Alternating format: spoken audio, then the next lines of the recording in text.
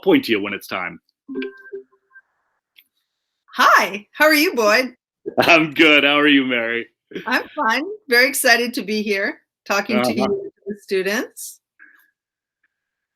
All right, so let's jump right into this. We've got our first readings of the Aeneid. By the time they watch this, they will have read 1 day's worth of the Aeneid. What are some things you think they should know going into this text? Okay, good. So I think the most useful thing going in is, first of all, to get yourself a little chart of Greek god names versus Roman god names, because you're going to immediately just say, Juno, who's Minerva, who's this, who's that. And if you have a chart in front of you, a little cheat sheet, it will really help you a lot and ground you in the story. So the thing that we want to talk to you about, I know Boyd already made you a video on Virgil and Augustus and all that, is that Virgil wrote this, started it around 30 BC, 29 BC, I think is the exact date, which is a good 1,000 years after the events of the Trojan War. So of course you'll notice there's this sort of odd time jump that happens where Aeneas and his family are leaving Troy and pretending to found Rome, which was a lot later. So we just want you to know that Virgil is really drawing on some magical timing here and framing it in order to give Rome a founding myth, which is something I think we've talked about before, the idea of the founding myth. So Boyd, do you want to talk about the founding myth for a sec? Yeah, I mean, I think we can talk about the founding myth even of America, right? There's the idea of the noble framers of the Constitution and all these things, and some of these things are based in reality, but there's also stories that go along with them, tall tales, George Washington and the cherry tree, and things that try to bring out what it means to be an American, an honest, upstanding person. And don't forget Paul Bunyan. Paul Bunyan, yeah, exactly. So Johnny Appleseed. Here we've got Virgil trying to create one for Rome, and the idea is to place in this myth the values that the Romans would want to bring out as authentically Roman, and we see a little bit of that in the stories from Livy that you've already read, the rape of Lucretia, Horatius at the bridge, right? These are also founding myths. These are stories that really get at the heart of what Romans want to believe about themselves, and they instill in the Romans the values that they think are important. So as you're going through, you're going to see Virgil's hero displaying some virtues that may be a little bit different than, say, like what the Greeks would have done. So that's right. So he's absolutely pulling on that idea of the heroic past and trying to align Rome and the Roman Empire with the greatness of Greece and all that was great about Greece. And so one of the ways that he's doing that is by borrowing from the two greatest poems of that time period, which are the Iliad and the Odyssey. And so what you're going to find in this story is the same kind of setup where the gods are interfering, the gods take sides, the gods have tempers and they're anthropomorphized. And we've seen this in both the Iliad and the Odyssey, and now we're going to see it in this book. And they also choose favorites. And so you're going to see right at the beginning of this story, this is a poem that takes on straight away Juno or Hera, whatever you want to call her, Juno's wrath.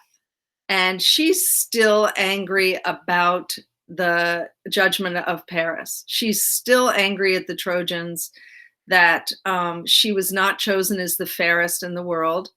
And so that's a direct link, of course, to the Iliad. She's also angry about something else, which is that there's been a prophecy that that the Trojans will destroy Carthage, which is her favorite city. For whatever reason, the gods pick favorite people, they pick favorite cities and places. Carthage is her favorite city. And Aeneas is going to shipwreck onto Carthage. And so he's a Trojan, and so she wants to stop him. So I think if we look at this book as being about female rage, she is angry for very different reasons than the reasons why Achilles was angry at the beginning of the Iliad. So it kind of parallels in that way also. So Um, that sort of sets in motion all of the story, the angers, the jealousies, the gods versus man, etc. Yeah, and let me build a little bit on that point about her jealousy about Carthage and Carthage, this prophecy about Carthage being destroyed. Remember, this is written well after the Punic Wars. You guys all have read about the Punic Wars now, so we know as a reader that she's right. Carthage is destroyed by Rome, right? So Virgil is writing this at a time where all of the readers would have known that her fears were founded, that Carthage was in fact going to be destroyed. But here she is trying to kind of subvert fate. And I think that's one of the huge themes that you're going to see throughout. In fact, Virgil is not subtle about his use of fate. Major theme. He beat you over the head with it. It's here the gods even trying to subvert fate. But Rome and its greatness and leading to the moment that they are today was so written in the stars, was so absolutely necessary that there's nothing anyone can do to stop it. Yeah, exactly. And so this huge theme of anger, of justice, of defined fate, of the God's will, all that.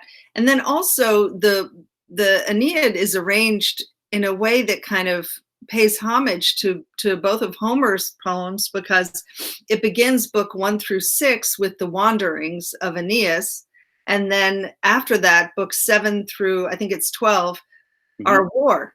So you have kind of the Odyssey and the Iliad kind of conflated in this text. And that's, I mean, that's right. I'm so glad you said it. That's the beginning of the proem, right? This is first line of the poem is wars and a man I sing. Yeah, right. Exactly. So, wars, there's the Iliad, and a man, right? A story of a man. And that's what the Odyssey was about. So here it is, wars and a man I sing, both. Right. Wars, man. And then, of course, we want to add in fate.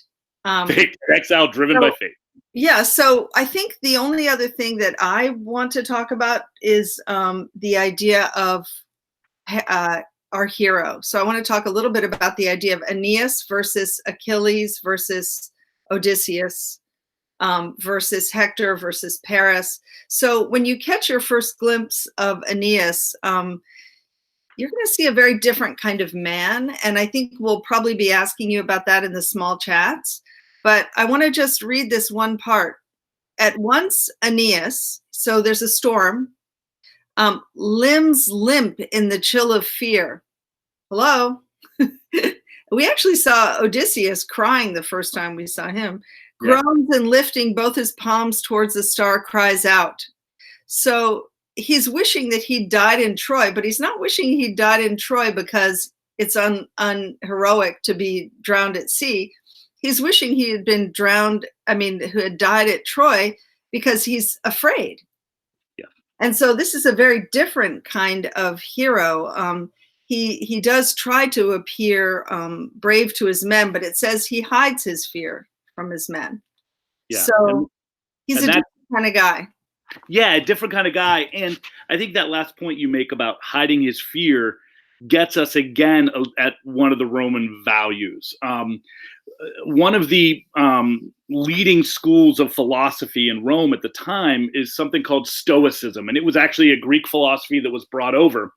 And in Stoicism, it's not so much about not feeling fear or feeling emotion. It's about the expression of don't let that fear be something that overwhelms you. Make sure that you're putting on a face that you are not feeling it. If you've ever heard of somebody described as being a stoic, they sometimes feel like they're cold and non-emotional. It doesn't necessarily mean that. It means that they're able to kind of control their emotions and put an outward appearance that's slightly different. And here he is, Aeneas, even though, like all of us, he shows fear. He is afraid. I shouldn't say that. He is afraid. He is able to be the leader he needs to be by not showing his men that fear. Right. Right. It's so funny because I prefer Achilles to Aeneas because Oh, Achilles never shows any fear, which I kind of like a little bit more than this, like, oh yes, I'm being stoic thing. there's, I mean, as we go through, you can decide for yourselves whether it's, you believe this, but there are a lot of people who don't like Aeneas because they see him as, let's face it, a boring hero.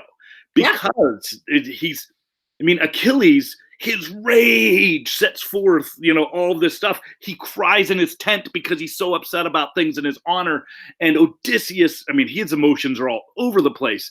Whereas Aeneas stays very, very kind of calm through things. Wait till you see his interactions with Dido in our in Oh, second reading. don't even get me started. So pay attention to Dido. When we get to Dido, she is our heroine, and she has a terrible, terrible, terrible fate. Which can I just introduce Dido's story a little bit? I mean, they know, at least they have read just through the founding of Carthage, so they at least know who she is, kinda. Yeah, so she was a beautiful young bride who madly, madly in love with her husband, and at her wedding, her crazy brother Pygmalion kills her husband, and she's completely and totally heartbroken by this. And when Aeneas shows up in Carthage, she is a heartbroken woman, and the gods play a cruel, cruel trick on her, which is to have Cupid shoot an arrow into her so that she falls in love with Aeneas. And so for the rest of her story, she has to carry this horrible feeling of love for Aeneas while trying to stay loyal to the husband that she loved. And so her love, instead of being something beautiful that kind of blossoms, is something that burns her. It keeps saying it's burning her because she doesn't understand why she feels these confused feelings for Aeneas and also for her dead husband. And so she's aligned, of course, with, you guessed it, Helen of Troy, who also was shot with Cupid's arrow. But we never really see Helen as anything more than manipulative, or she obfuscates her feelings, whereas Dido really burns and feels her sadness and love at the same time. I think that's a good intro to the next section. I think that's great. I think we should end there. Yep. I think they're probably done looking at us for a few minutes, and we'll try to do more of these because these are fun for me. Really, we don't care if they're fun for you. We just want to talk about the book. Well, we should do one of these before each of the readings. Yeah. All right, I think guys, it's great. you're doing a great job. Thanks so much, Boyd. Thank you. Bye, everybody. All right.